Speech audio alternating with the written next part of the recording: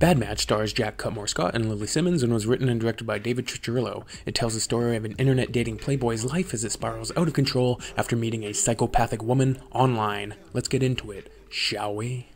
So it opens with a phone texting, always a neat way to start a film, and we meet Harris, the protagonist and resident douchebag. For the purpose of this review, he will henceforth be called PMH, Poor Man's Hemsworth. So he is waiting at the bar for his swipe right to arrive, and they have drinks. He then does the corniest move by guessing what her drink is, because of course he stalked her online beforehand. She adores this little show and jumps right into his douchey leather-jacketed arms and right into his bed. That was easy. We then see he's only using her as a booty call and leaves in the middle of the night, telling us he's a douche. Okay. The next morning, PMH sits on the toilet and swipes right furiously, looking for the next delay. After swiping the bathroom, we play some COD online with a dweeby basement dweller who's a very important character. Not kidding, they verbally troll each other, and we think nothing of it. PMH has a fancy marketing job in Hipsterville, and we're told he got his project lead over his colleague. This is important. At a bar, he explains the art of Tindering and his methodology for bringing home as many women as possible in an actual scathing satire of modern dating and social media. PMH is not looking for a relationship, he is simply a con man. We get a slow zoom on his phone in the darkness of him receiving a Tinder message and spooky music plays. Oh, foreshadowing. And you guessed it, it is our antagonist, the overly clingy Riley, and he does the same douche drink move that he did the first time. So basically they hammer down that he stalks them online before to give him plugs to make her like him. Well, everyone does that, right? So they hit it off like Ryan Johnson and Kathleen Kennedy, and boom, into the bedroom. So he does the same leave in the middle of the night play, and the signs of clingmidia are there right away. He goes home to Dawn Draper and is constantly interrupted by Riley Cyrus to his extreme annoyance until she sends him a duck face, boom, into the bedroom. So in the morning, he oversleeps and misses his Mad Men meeting. Why? Because Miley turned off his phone. So his rival gets the pitch instead, and his job is in jeopardy. Things are not going good for PMH. He tells his boss his dog ate his homework, and he gets to keep his job. Just barely.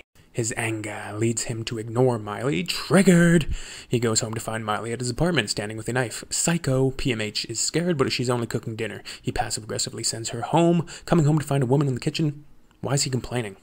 Then he verbally shitposts with Dweebman online while Miley continues the messaging. He hurts Dweeb's feelings and Dweeb rage quits. Moving on.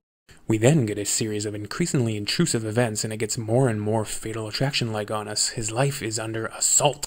He then complains to his friends, who chastise his promiscuity when Riley shows up. Psycho. He's lied to her, you see, saying he was sick. He tries to apologize and she rage quits. PMH goes home to sleep. So after the catastrophe at the bar, he tries to go about his life, and while hiking, Miley sends a message she's going to kill herself. But it's the most cruel prank ever, and she was kidding. This is her revenge. He goes Domhnall Gleeson in Ex Machina and smashes a mirror.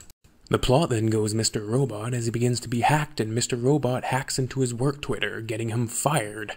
But you thought that was bad. Things can get worse. Next thing you know, he's like the Subway guy, arrested for child porn. Oh yeah, Miley got psycho talent. PMH plans to exonerate himself from Miley's deeds, somehow.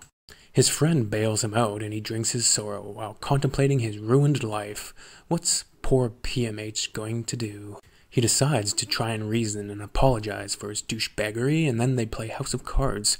She denies everything and sends him off like a sad sack. He attacks her and she screams, forcing him to leave as a neighbor knocks on the door. She then has a restraining order put on him. Yeah, didn't work out too well, did it there, bud? He then comes up with his big plan, create a fake profile to ensnare Miley, drug her at a bar, kidnap her and tie her up, and force a confession, which is insanely stupid for a variety of reasons.